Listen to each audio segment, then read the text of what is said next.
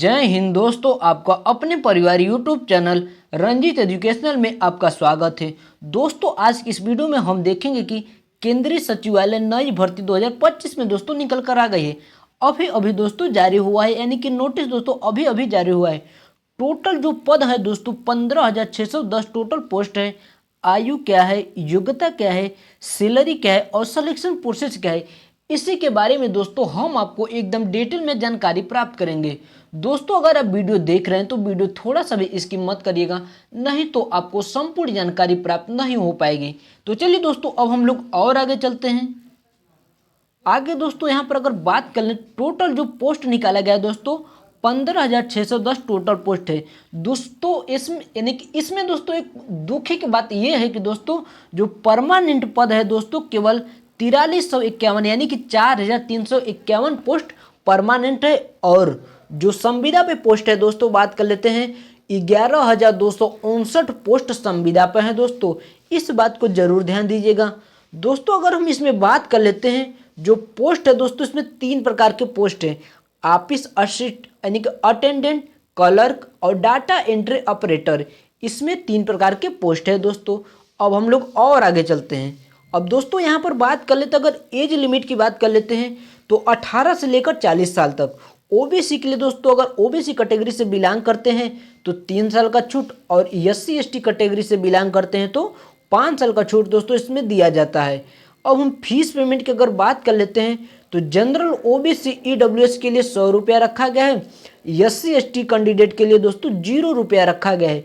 इस बात को जरूर ध्यान दीजिएगा। सैलरी की अगर बात कर लेते हैं तो दोस्तों सैलरी इसमें दोस्तों अलग, यानी कि जो उसका पोस्ट है दोस्तों उसी के हिसाब से दोस्तों सैलरी मिलेगा।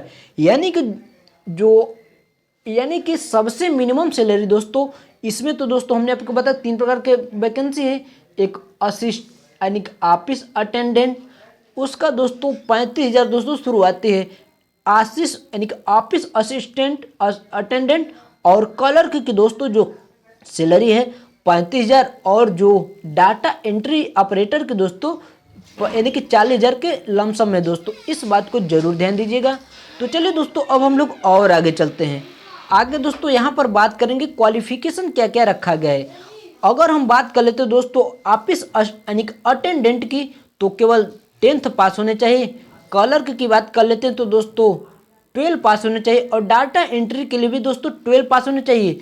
लेकिन दोस्तों आपके पास कंप्यूटर नॉलेज होना चाहिए, तभी दोस्तों आप डाटा एंट्री पर काम कर सकते हैं। अब हम लोग और आगे चलते हैं। आगे दोस्तों हम यहाँ पर बात करेंगे अप्लाई कब से शुरू होगा। अप्लाई की अगर बात कर लेते हैं दोस्तों मई माह में दोस्तों इसका अप्लाई डेट शुरू हो जाएगा।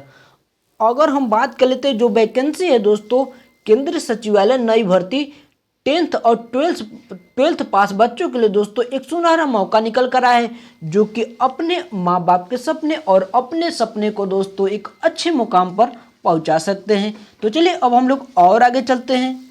आगे दोस्तों यहाँ पर सिलेक्शन प्रोसेस की बात करेंगे तो सबसे पहले रिटन एग्जाम होगा, उसके बाद स्किल टेस्ट, उसके बाद डॉक्यूमेंट वेरिफिकेशन होगा, फिर इंटरव्यू होगा। इंटरव्यू होने के बाद आपका सीधे सिलेक्शन हो जाएगा। अब हम बात कर लेते हैं जो रिटन एग्जाम होगा इसमें कौन कौन से सब्जेक्ट होंगे, कितने नंबर के क्वेश्चन आएंगे, क्या इसमें नेगेटिव मार्क होता है कि नहीं होता है, उसके बाद स्किल टेस्ट के बारे में जानेंगे। तो चलिए अब हम लोग और आगे चलते हैं।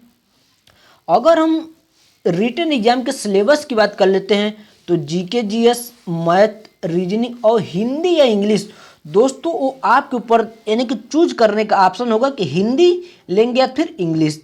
तो जीके जीएस से 25 क्वेश्चन, मैथ से 25 क्वेश्चन, रीजनिंग से 25 क्वेश्चन और हिंदी या इंग्लिश से दोस्तों 25 क्वेश्चन। टोटल जो क्वेश्चन हो जाएगा 100 नंबर, यानी कि 100 क्वेश्चन 100 नंबर का। और टाइम दोस्तों आपको केवल 1 घंटा या फिर 90 मिनट कह सकते हैं टाइम दिया जाएगा। नेगेटिव मार्क की अगर हम बात कर लेते हैं तो 1/4 इसमें नेगेटिव मार्क रखा गया दोस्तों। इस बात को जरूर ध्यान दीजिएगा। अब दोस्तों हम बात कर लेते हैं स्किल टेस्ट क्या होता है। स्किल टेस्ट में दोस्तों आपको हिंदी या इंग्लिश में दोस्तों टाइपिंग करना होगा।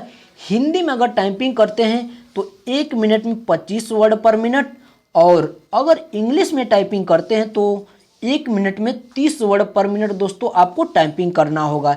इस बात को जरूर ध्यान दीजिएगा, क्योंकि दोस्तों अगर जब भी आप डाटा एंट्री में दोस्तों अगर आप नौकरी करेंगे तो दोस्तों आपको कंप्यूटर के नॉलेज होने चाहिए दोस्तों, तभी आपका स्किल टेस्ट होगा। तो दोस्तों आई होप, अब हम आशा करते हैं कि केंद्रीय सचिवालय नई वैकेंसी 2025 में जो यानी कि निकलने वाली है उसके बारे में दोस्तों संपूर्ण जानकारी प्राप्त हो गया है। अगर आपको किसी भी प्रकार का समस्या होता है तो कमेंट बॉक्स में ज़रूर कमेंट करिए। अगर चैनल पर पहली बार आए हो तो चैनल को सब्सक्राइब कर दीजिए। तब तक के लिए जय हिंद। अब हम लोग नेक्स्ट वीडियो में मिलते हैं।